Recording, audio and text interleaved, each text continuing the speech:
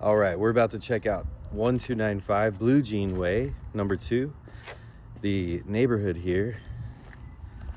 It's part of this beautiful East Chula Vista. Coming on through. So they call it a townhouse. You definitely have neighbors on both ends because number 1 is on the end unit to the right. Number 3 is on the left.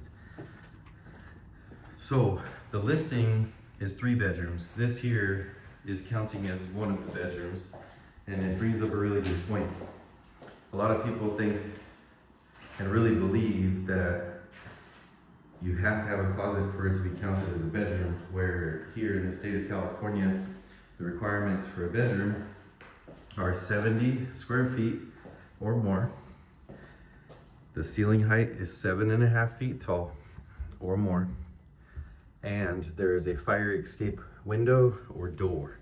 So you can see that that first room definitely counts as a bedroom, even though a lot of people, rightfully so, kind of would believe that it's not a bedroom. All right, so right here, second floor, we've got the guest area. Going up to the third floor would be the other 2 bedrooms. But let's check this out. All right, so the statistics on this is that they're asking $660,000.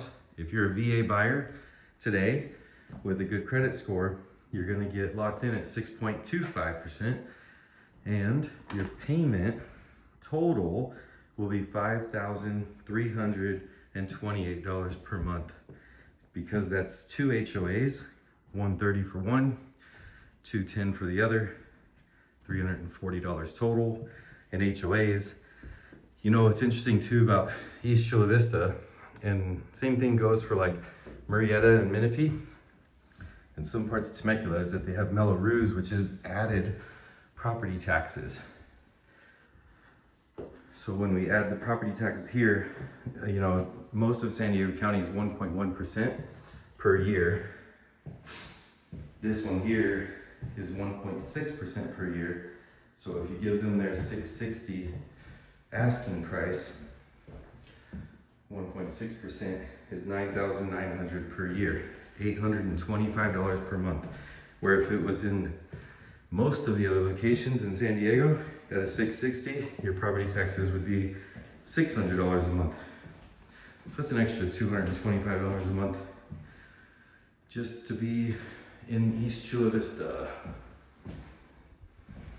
All right, finishes are nice though. Condition's good. You can move right in and enjoy it. What's really nice is that these 2 bedrooms up here, they have their own bathrooms. All